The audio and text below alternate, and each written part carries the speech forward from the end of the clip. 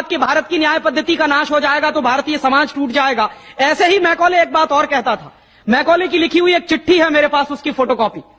London में एक library है, उसका नाम है इंडिया ऑफिस लाइब्रेरी। वहां से मैंने निकलवाई है।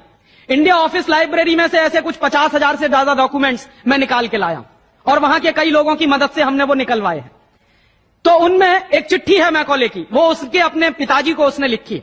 जब वो यहां ऑफिसर बन के आया है तो मैकॉले क्या लिख रहा है कि भारतीय समाज को अगर बर्बाद करना है तो भारतीय न्याय पद्धति बर्बाद करो। तो वो करने के लिए उसने आईपीसी बना दिया, सीआरपीसी बना दिया, सीपीसी बना दिया और बर्बाद हुई। दूसरी बात वो कहता था कि भारतीय समाज को बर्बाद करना है तो भारतीय शिक्षण पद्धति का नाश करो। तो मैकॉले कहा करता था कि जो भारतीय शिक्षण पद्धति है, वो खुद मानता था इस बात को, यह दुनिया की सबसे ज्यादा विकसित और सबसे अच्छी पद्धति।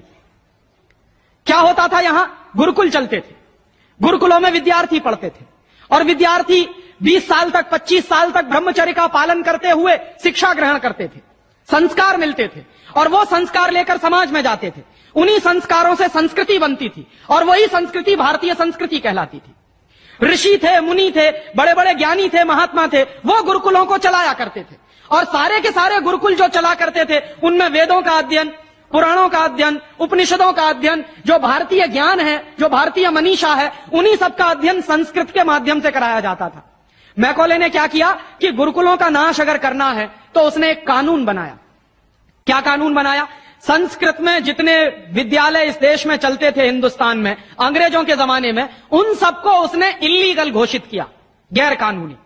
और उसने प्रतिबंध लगा दिया कि संस्कृत भाषा के माध्यम से कोई भी गुरुकुल चलेगा उसको अंग्रेजी सरकार मान्यता नहीं देगी। तो मान्यता किसको देगी? अंग्रेजी के माध्यम से जो कॉन्वेंट स्कूल चलेंगे उनको अंग्रेजी सरकार मान्यता देगी। और उसके लिए बाकायदा उसने कानून बनाया। उस कानून का नाम है इंडियन एजुकेशन एक्ट। और यह इंडियन एजुकेशन एक्ट लागू हुआ 1858 में, आज से लगभग 140 साल पहले। तो 140 साल पहले जो कानून लागू हुआ था अंग्रेजों के जमाने में, वही कानून आज भी चल रहा है। उस कानून के आधार पर मैकॉले ने क्या किया? संस्कृत के माध्यम से चलने वाले गुरुकुलों को बर्बाद कर दिया, कानून बना के उनको बंद करा दिया। जो उनमें अध्यापक होते थे, गुरु होते थे, उनको मार पीट कर अंग्रेजी सरकार जेल में बंद करती थी। जो विद्यार्थी अध्ययन के लिए जाते थे उनको रोक दिया जाता था, उनका अध्ययन ना होने पाए उसके लिए समस्याएं खड़ी की जाती थी। और दूसरी तरफ कॉन्वेंट स्कूल चालू कर दिए और उसमें अंग्रेजी के माध्यम से शिक्षण देना शुरू किया। एक दिन उसने अपने बाप को चिट्ठी लिखी और इस चिट्ठी में उसने ये लिखा कि मैंने हिंदुस्तान में एक ऐसी शिक्षण पद्धति पैदा कर दी है जिसमें अगर हिंदुस्तानी विद्यार्थी पढ़ेंगे तो पढ़कर निकलने के बाद वो शरीर से हिंदुस्तानी होंगे, दिमाग से सब अंग्रेज हो जाएंगे। वो देख रहे हैं, अभी देख रहे हैं। तो शरीर से हिंदुस्तानी और दिमाग से अंग्रेज।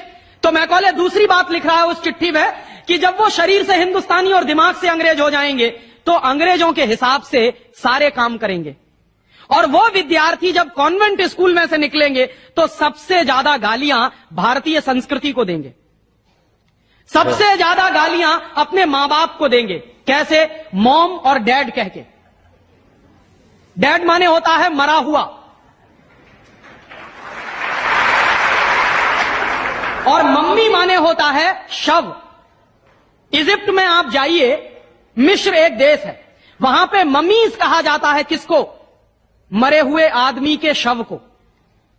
तो हमारी मां हो गई मम्मी, मम्मी, और पिताजी हो गए डैड। आया कहां से ये? मैकॉले ने डाल दिया हमारे दिमाग में। और मैं ये कहता हूं कि मैकॉले तो मर गया, उसका बाप भी मर गया, सब मर गए, भगवान उनकी आत्मा को शांति दे, लेकिन उसकी जो आत्मा है वो हम सब में प्रवेश कर गई है।